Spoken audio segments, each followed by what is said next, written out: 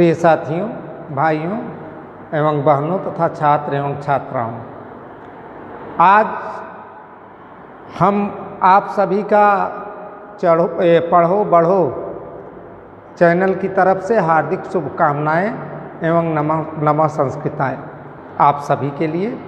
और आज हम जो कल आप लोगों को प्रत्याहार बनाने के नियम बताए थे, 2 नियम, उसके आगे से हम बताना शुरू करेंगे, क्योंकि कल हमने जो नियम बताए थे वो तो बिल्कुल आसान थे। जैसे माहेश्वर सूत्रों को हम लिखते हैं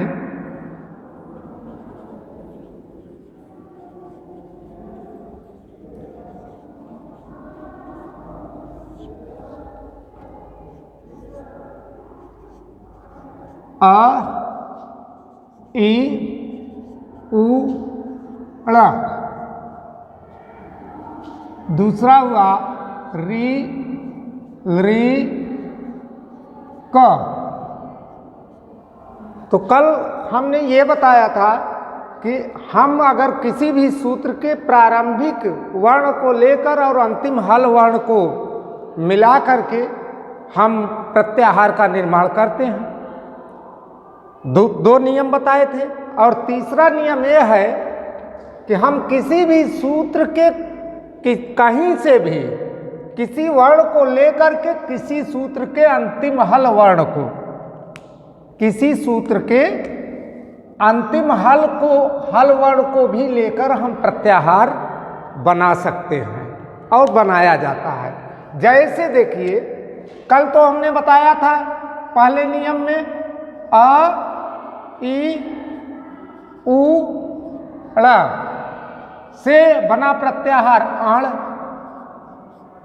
और दूसरे में बताए थे 2 सूत्रों को मिला करके, जब 2 सूत्रों को मिलाए तो बना था अ ई उ री री क से बना था अक प्रत्याहार। अब ये दोनों सूत्र संधि के ही नियम हैं और संधि के सूत्र हैं, जो दोनों प्रत्याहार हैं। इस जो पहला बनाया गया है ये प्रत्याहार अण, इसका संधि का सूत्र है ढ लोपे दीर्घो अड़ह, ढ लोपे दीर्घो अड़ह, अर्थात जब र के बाद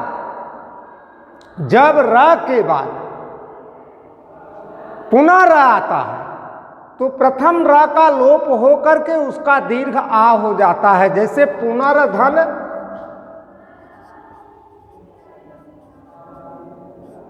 रमते। अब यहां ये इस सूत्र के आधार पर ढ लोपे दीर्घो अड़ा सूत्र के आधार पर इसको कर दिया गया पुनः रमते। पाणिनि ने इसी तरह से व्याकरण की रचना की।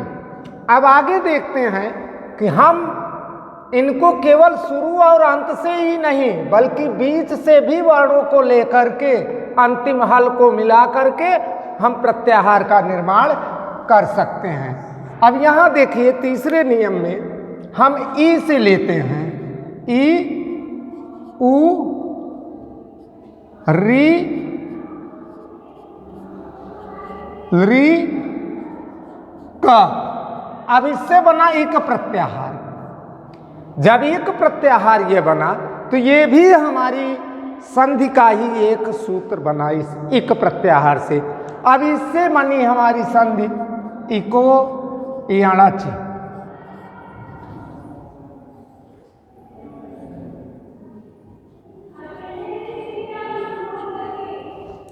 अब कहने का तात्पर्य यह है कि एक प्रत्याहार के अंतर्गत आने वाले वर्णों के साथ जब कोई भी स्वर अ या आ या कोई भी स्वर आता है असमान, तो दोनों का मिलाकर यण हो जाता है। अब यण प्रत्याहार आप लोगों को इसी तरह से हम बता दे रहे हैं किसे कहते हैं यण। जैसे अब इक का यण है, इक का यण होना, इसी तरह से इक के अंतर्गत हो गए ई उ री ली। अब यण का तात्पर्य हुआ, यह भी प्रत्याहार बना। अब जब हम यण देखेंगे तो य व र ल ये सूत्र है, य व र ल ळ, य व र ल ळ बराबर बना यण। अब यहां ई के बाद असमान स्वर आएगा, ई धन असमान स्वर,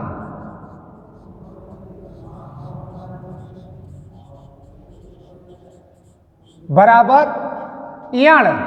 यण का तात्पर्य हुआ य व र ल। कहने का मतलब ये है,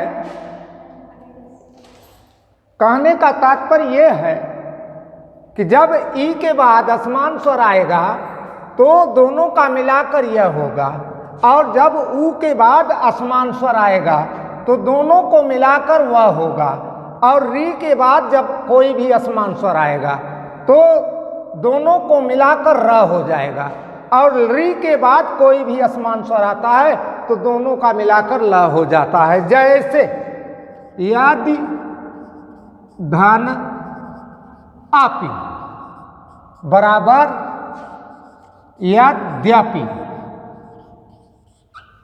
इसी तरह से भानुधन आपी बराबर भान्वापी।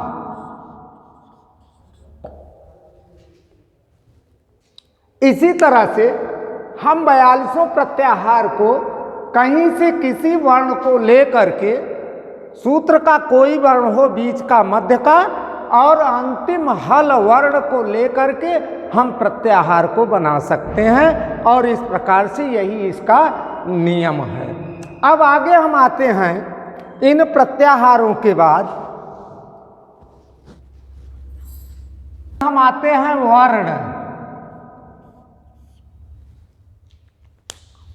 और प्रायः यह भी देखा जाता है कि आप लोग पढ़ते पढ़ते ऊब जाते हैं, और ऊबना नहीं चाहिए।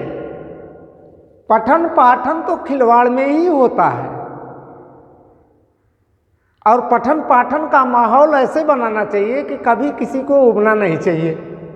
और विशेष करके जो भारद्वाज ने कहा है उस बात पर विशेष ध्यान देना चाहिए, क्योंकि हम इसी व्याकरण के अभाव का एक छोटा सा चुटकुला पेश करने जा रहे हैं, उसको सुन लीजिएगा।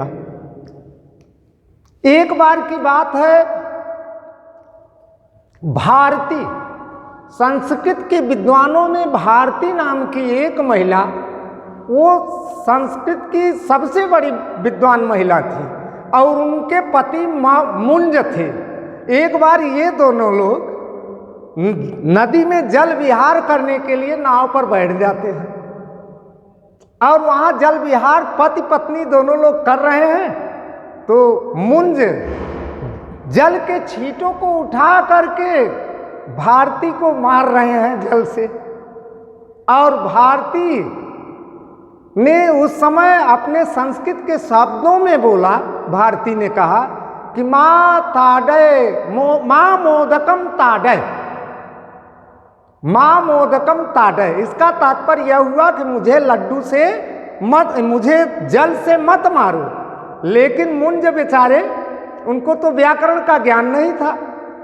अब मुंज के समझ में आया कि मेरी महारानी जी कह रही हैं कि मुझको लड्डू से मारो, और दौड़ करके गए बाजार से लड्डुओं को ले आए और भारती को लड्डुओं से मारना शुरू कर दिए।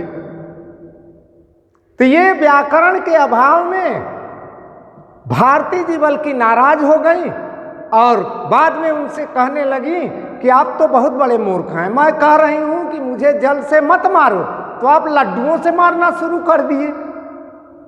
तो ये व्याकरण के अभाव में और या व्याकरण के ज्ञान में ऐसे ही उल्टा सीधा हो जाएगा, और आप सभी हंसी के पात्र बनेंगे मुंज की तरह। इसलिए व्याकरण को अच्छे से पढ़ें और मन लगा करके, क्योंकि किसी भी भाषा की जड़ व्याकरण ही होती है। तो अब वर्ण देखिए, अब वर्ण की हम परिभाषा बताने जा रहे हैं। वर्ण का तात्पर्य अक्षर से होता है, या इसे यूं कह सकते हैं, किसी भी भाषा के संकेत को वर्ण कहा जाता है या अक्षर कहा जाता है। जैसे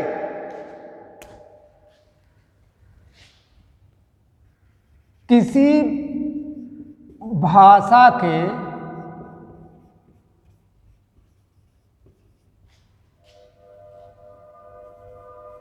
संकेत को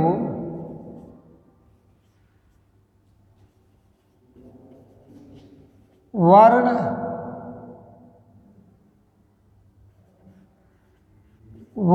कहा जाता है या कहते हैं।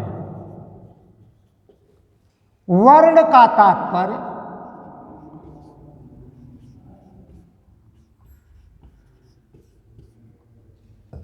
अक्षर से होता है।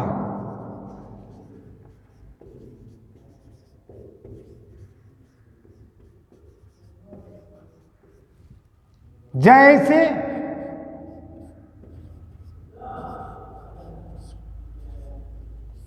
संस्कृत में आप लोगों ने पढ़ा है आ ई उ ळ, तो इसी तरह से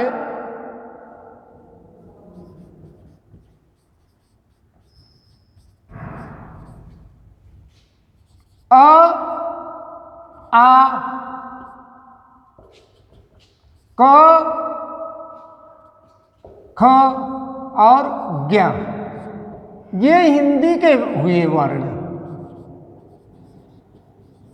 इसी तरह से A to Z